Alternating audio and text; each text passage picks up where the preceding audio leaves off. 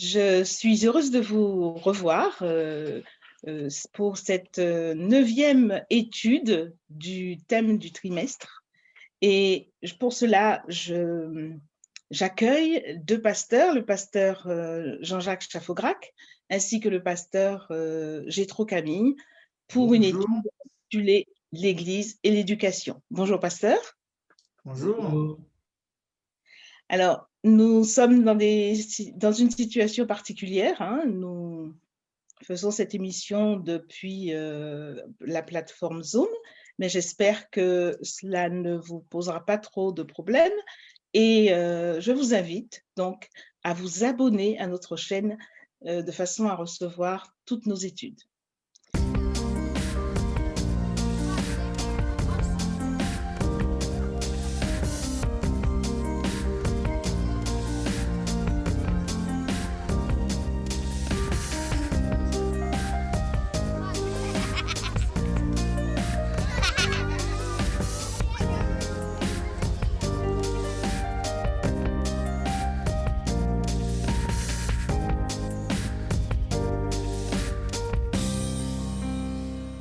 Alors maintenant, je vous invite à prier et je demande au pasteur Jétro Camille de bien vouloir nous conduire en prière.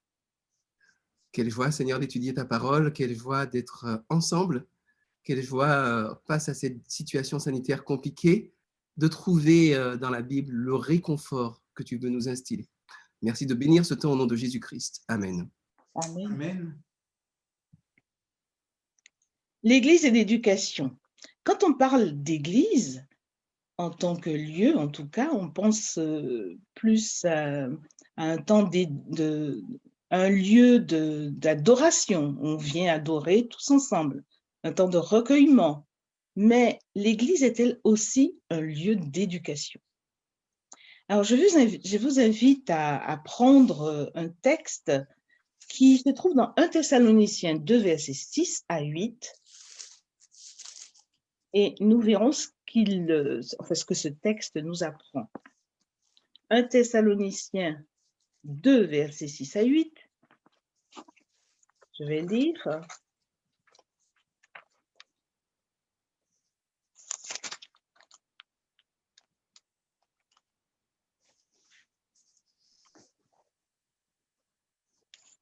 Nous n'avons point cherché la gloire qui vient des hommes, ni de vous, ni des autres. Nous aurions pu nous imposer avec autorité comme apôtres du Christ, mais nous avons été pleins de douceur au milieu de vous, de même qu'une nourrice prend un tendre soin de ses enfants. Nous aurions voulu dans notre vive affection pour vous, non seulement vous donner l'évangile de Dieu, mais encore notre propre vie, tant vous nous étiez devenus chers. Voilà un texte qui a été écrit par Paul et il fait, d'après ce que l'on voit, la belle part aux relations interpersonnelles. Qu'est-ce qui définit le mieux pour vous l'Église? Est-ce que c'est les relations interpersonnelles, justement, ou les points doctrinaux, ou alors les deux? C'est vrai qu'en tant que pasteur ou en tant que théologien, nous avons souhaité que la Bible soit écrite autrement, avec les points de doctrine clairement spécifiés. Jésus, Dieu, aurait pu inspirer les hommes à écrire point de doctrine numéro 1, point de doctrine numéro 2, point de doctrine numéro 3, de manière à ce que toute la chrétienté soit unie autour de points doctrinaux clairement spécifiés dans la Bible. Et pourtant, non. Lorsqu'on lit la Bible, l'Ancien Testament, c'est l'histoire de Dieu qui va à la rencontre des hommes, à la rencontre d'un peuple. Quand Jésus était sur terre, les évangiles nous disent comment Jésus a commencé à aller vers les pauvres, les malades, les déshérités, les enfants. Et donc, l'évangile, c'est l'histoire d'une rencontre avec Dieu, d'une rencontre avec l'autre, montrant par là que les relations humaines, les relations interpersonnelles, eh bien, sont au cœur de la foi et des valeurs chrétiennes. D'ailleurs, dans le contexte de l'éducation, il faut savoir que le cerveau humain apprend beaucoup mieux quand vous êtes en situation de sécurité relationnelle, de sécurité émotionnelle, quand vous êtes dans un cadre qui est bienveillant, vous apprenez beaucoup plus facilement et vous intégrez les choses beaucoup plus facilement. Donc, ce serait facile, en tant qu'être humain, d'aller dans un déséquilibre. D'un côté, de partir sur une approche strictement doctrinale. Mais là, on est comme les reins qui résonnent. On balance des concepts, des idées, des articulations de versets, mais ça n'a pas d'effet réel. Ou au contraire, d'être uniquement dans la bien-pensance relationnelle, on se fait des bisous, on s'aime, on s'accueille, mais il n'y a aucun cadre conceptuel, il n'y a aucun principe bibliquement étayé, ce qui fait qu'on peut très bien être hyper laxiste avec les gens, ou au contraire être totalitaire et cassant. Donc, il faut cet équilibre entre une compréhension intellectuelle, doctrinale du christianisme qui soit profonde et la pratique relationnelle qui fait qu'on est capable, dans ce cadre chrétien, eh bien, d'éduquer et d'accepter d'être éduqué. Donc, il y a un équilibre, une tension qui n'est pas si facile à trouver, mais que le Seigneur nous demande de chercher pourtant. Donc, un équilibre entre la théorie et la pratique. Tout simplement. Et justement, Jésus nous a laissé une parabole, celle du bon samaritain. Alors, j'aimerais que vous nous expliquiez et puis surtout que vous nous disiez ce que Jésus voulait enseigner par cette parabole. Alors, est-ce qu'on peut la reprendre peut-être dans Luc 10, versets 30 à 37, ou vous pouvez peut-être la résumer, l'un de vous peut la résumer et puis dire ce que Jésus a voulu enseigner. Vas-y, Jean-Jacques. Oui, la question initiale, c'était que dois-je faire pour être sauvé? Et Jésus interroge à son tour ce jeune homme pour lui expliquer, de dire ce qui est écrit dans les Écritures. Et là, il parle d'amour pour Dieu, d'amour pour le prochain. D'où la question suivante, qui est mon prochain? Sur ce, Jésus va expliquer, et à travers une illustration d'un homme qui était donc en situation de détresse et qui n'a pas été secouru par des responsables religieux, qui n'a pas été secouru par ceux de son peuple, mais qui a été secouru par un étranger. On voit donc que là, Jésus montrait que le cœur de l'Évangile, cette empathie, cette capacité à tendre la main à l'autre et à pouvoir se mettre à son service. Une fois de plus, il n'a pas expliqué doctrinalement les choses en disant « si tu veux être sauvé, il faut croire que… » et puis une profession de foi, si tu veux être sauvé, il faut donc pouvoir comprendre les doctrines. Non, il a été très concret. Et parfois, il nous faut être comme un petit enfant et puis tout simplement, de manière concrète et pratique, manifester l'amour plutôt que de développer des concepts intellectuels, des concepts liés à la doctrine et qui finalement restent choses vaines. Comme disait Jean dans son épître, n'aimons pas en parole, mais en action et en vérité. Je crois qu'une action en dit beaucoup plus long que toute une théorie. Est-ce que c'est aussi cela que Jésus appelle être la lumière du monde? Bien, être la lumière du monde, c'est peut-être justement par la pratique toute simple de l'amour du prochain, apprendre à dépasser les conceptions culturelles qui nous séparent des autres. Parce qu'entre les Juifs et les Samaritains, il y a un monde, mais ce monde, il est essentiellement construit par une culture. De la même manière que quand vous naissiez juif sous le Troisième Reich, la culture de l'époque vous ostracisait. De la même manière qu'être né esclave au XVIIIe siècle vous réduisait à un certain état, de la même manière que la culture a privé les femmes de la parole et du pouvoir, eh bien, Jésus vient montrer qu'on doit dépasser la culture, en particulier quand la culture écrase l'autre, quand la culture nous détourne du prochain, quand la culture nous empêche d'appliquer ce qu'il est dit dans Ésaïe 58, verset 6, que je reprenne ce texte, 7, « Partage ton pain avec celui qui a faim, fais entrer dans ta maison les malheureux sans asile. Si tu vois un homme nu, couvre-le et ne te détourne pas de celui qui est ton semblable, quelle que soit sa race, son genre, son origine, ses croyances, il est comme toi et il a la même potentialité que toi Et c'est cela un petit peu l'esprit du christianisme, c'est prendre chacun là où il se trouve et l'aider à aller vers le haut, vers la lumière, justement. Et puisque l'on parle d'éducation, on se rend compte que de dire à quelqu'un « il faut aimer ton prochain », c'est moins aidant que si l'autre nous voit en train d'aider un prochain. Tout à fait. Et je crois que les parents ou les responsables, c'est par leur action qu'ils vont faire preuve et acte d'éducation. Et les enfants font davantage ce que nous faisons par imitation que ce que nous disons par enseignement. D'ailleurs, c'est bon quand on arrête de dire « il faut aimer son prochain », « il faut pardonner », et qu'on commence à mesurer à quel point c'est bon, à quel point ça fait du bien de pardonner, à quel point ça nous est bénéfique d'aimer notre prochain, à quel point c'est un cadeau pour nous aussi, plutôt que d'être une charge technique et intellectuelle, théorique, c'est un cadeau que le Seigneur nous fait. Pour reprendre ce que tu disais, lorsque l'on dit « il faut aimer », je parle à l'aspect cognitif de l'être humain. C'est un concept qu'on essaie d'intégrer. Et comme tu le disais, si l'autre me voit aimer, il fait l'expérience d'une pratique de l'amour. Il intègre beaucoup mieux, beaucoup plus facilement, beaucoup plus simplement, beaucoup plus profondément ce qu'est aimer que s'il tente d'intellectualiser un concept pour ensuite se dire comment le mettre en pratique. Justement, en parlant d'imiter, de faire, de montrer ce qui doit être fait, nous savons que la mission de Jésus était alors justement, cette mission est indiquée dans Luc 4, versets 18 à 19. Luc 4, versets 18 à 19. Jésus reprend une des prophéties du prophète Ésaïe, où il dit « L'Esprit du Seigneur est sur moi parce qu'il m'a oint pour annoncer une bonne nouvelle aux pauvres.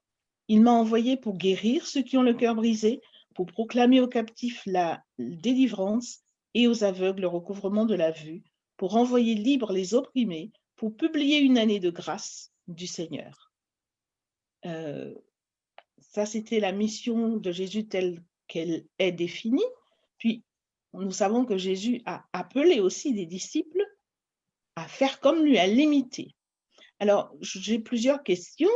Les disciples, être disciple, qu'est-ce que c'est? Est-ce que l'éducation religieuse, puisque nous parlons d'éducation, peut elle aussi former des disciples, comme Jésus en a formé? On dit généralement que le disciple imite le maître. Et c'est là tout le défi de l'éducation. Je pense que la plupart des chrétiens sont d'accord sur les grands principes qui fondent le christianisme. Il faut aimer, il ne faut pas mentir, il ne faut pas voler, il faut faire du bien au prochain. Et cette théorie, je pense qu'elle est assez universelle. Et même les athées, parfois, partagent grand nombre de nos valeurs et de nos théories. Mais le problème, c'est que ce n'est pas ça l'éducation. Dire qu'il faut aimer et qu'il ne faut pas voler, qu'il ne faut pas mentir, c'est une chose, c'est simple. Par contre, le vivre, c'est beaucoup plus compliqué. Et la difficulté, c'est qu'il est beaucoup plus compliqué de mettre en pratique nos valeurs que de simplement les exprimer verbalement. C'est la raison pour laquelle la notion de disciple va plus loin que l'enseignement de la doctrine ou de la théorie, mais pouvoir être capable de suivre le maître, de faire comme le maître, de vivre comme le maître et de pouvoir à son tour faire des disciples. On peut dire également que la tradition religieuse peut même, dans certains cas, être antagonique du discipulat vis-à-vis du Christ. Un exemple très concret. Ce sera plus facile pour nous d'imaginer des adventistes du 7e jour qui ne sont pas allés aider les pauvres dans la rue, plutôt que d'imaginer des adventistes du 7e jour qui n'ont pas étudié leur école du sabbat et qui ne sont pas allés à l'église. Vous voyez? Parce que dans la hiérarchie de valeurs, non pas de valeurs théoriques, mais de valeurs comportementales que nous développons, c'est-à-dire les valeurs qui sont manifestées par ce que nous faisons, la place du culte solennel, c'est au top, hein, CO. Et puis le reste vient ensuite se décliner par niveau de valeurs différents. Donc, il y a la hiérarchie de valeurs telle que nous la professons, telle que nous la disons, et il y a la hiérarchie de valeurs telle que nous la vivons. Et on voit bien que très souvent, mais c'est naturel, c'est vrai dans toutes les religions, la tradition et la pratique rituelle de la religion vient quelque part s'opposer ou réduire l'éducation vraiment du chrétien en tant que disciple. Parce que tout simplement, on a un temps limité, on a une énergie limitée, et qu'on a mis tout son temps et toute son énergie dans le culte solennel du samedi matin, dans les activités de l'après-midi, dans le comité du lendemain matin, ben on n'a plus tellement de force pour aller aider le miséreux et le malade à côté de chez nous. Donc, je ne dis pas que c'est vrai pour tous les adventistes. Je montre juste comment, dans la religion en général, culture religieuse, tradition religieuse peut venir s'imposer à l'essence même de ce qui fait la religion, mais c'était déjà le cas à l'époque de Jésus, et c'est ce que Jésus n'a cessé de dénoncer chez les pharisiens. J'aimerais rebondir sur deux termes justement que tu as utilisés, chrétien et disciple. J'ai lu quelque part dans un document que le mot chrétien revenait 3 fois dans la Bible, alors que le mot disciple 256 fois. C'est parlant, non? Est-ce que ça veut dire quelque chose? Est-ce que c'est plus important d'être disciple que d'être chrétien? C'est vrai que ceux qui suivaient Jésus n'ont pas toujours porté ce nom. Ils ne l'ont porté que très tardivement. Au départ, on parlait de ceux qui suivaient la voie. On a aussi parlé on a par la suite, bien plus tard, appelé à Antioche les chrétiens pour la première fois chrétiens. Oui, Donc, c'est vrai que du temps de Jésus et dans les premières années, les chrétiens ne s'appelaient pas chrétiens, mais ceux qui suivaient la voie. d'accord. Donc, c'est normal de retrouver dans les évangiles et dans le Nouveau Testament qu'essentiellement l'appellation de disciples et les chrétiens étaient appelés les saints. Quand Paul écrit ses épîtres, au sein de l'Église, Oui, oui. au sein en Jésus-Christ qui sont à tel endroit. Donc, en fait, c'était vraiment les saints qui étaient plutôt utilisés pour désigner la communauté de croyants qui acceptaient le christianisme. Ce que nous appelons aujourd'hui le christianisme. Mhm. Le discipulat, quant à lui, je crois, montre dans la manière dont Jésus a vécu son enseignement et dans la manière dont il a formé ses disciples, on est bien plus dans une volonté de partager une manière d'être, de partager un socle de valeurs, de partager une vision, de partager des émotions, plutôt que d'être dans une relation verticale de maître à des enseignés. D'ailleurs, il a bien montré cela en se mettant au pied de ses disciples et en leur lavant les pieds. Il a quelque part renversé la notion de hiérarchie, de domination. Il était plutôt vraiment dans la volonté de partager quelque chose avec Jésus. Donc, on peut vraiment être un chrétien dans le sens culturel et traditionnel du terme, sans partager ce socle de valeurs.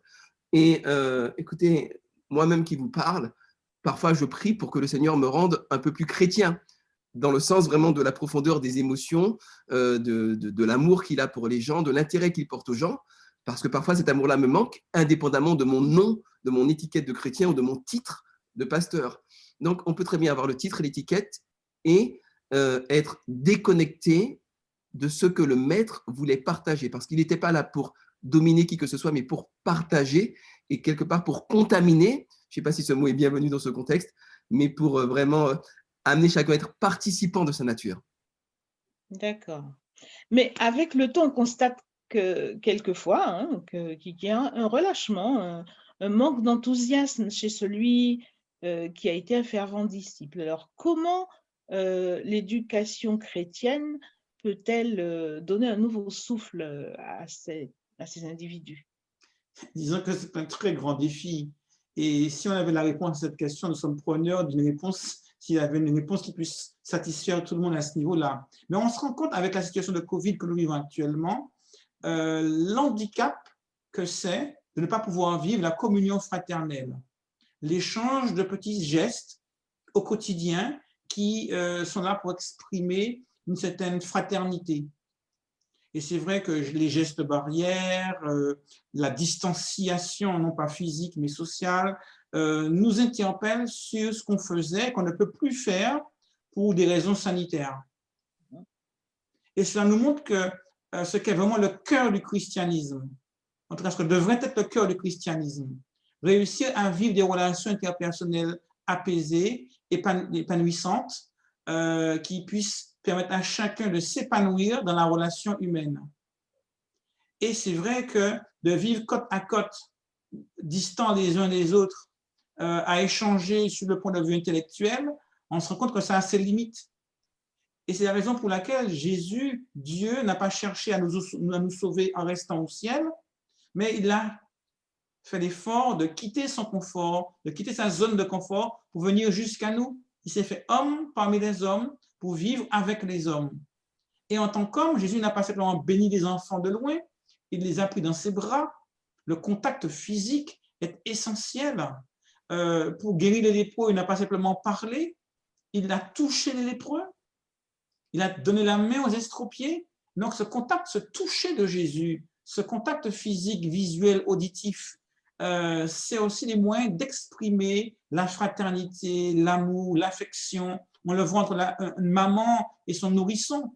Je crois qu'en tant que chrétien, se faire la bise, vivre des choses ensemble, manger ensemble, c'est aussi le début d'une fraternité qui nous mettra à la disposition de services, d'entraide, qui sont des valeurs profondément bibliques et chrétiennes. Je crois que c'est ce que Jésus a essayé d'enseigner et que nous, en tant que chrétiens aujourd'hui encore, devrions pouvoir vivre indépendamment des circonstances.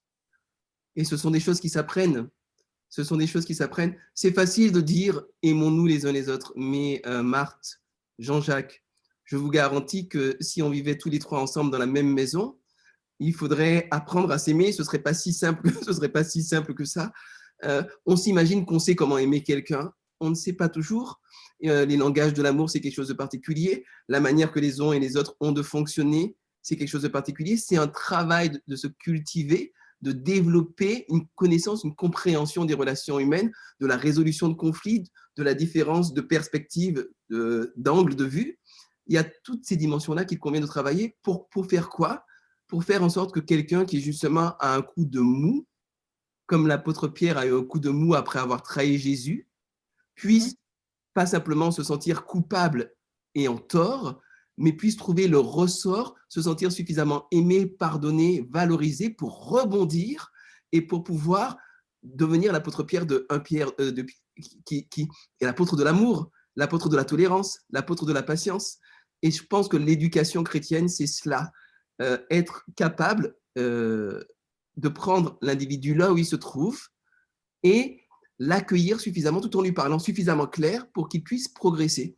Moi, j'ai pris une claque le jour où un homologue m'expliquait comment il éduquait ses enfants et comment il fallait éduquer chrétiennement. Quand un enfant faisait une erreur dans une addition, il lui disait pas « c'est faux », il lui disait « tu as eu bon aux centaines, tu as eu bon à l'unité, mais tu peux encore améliorer les dizaines ».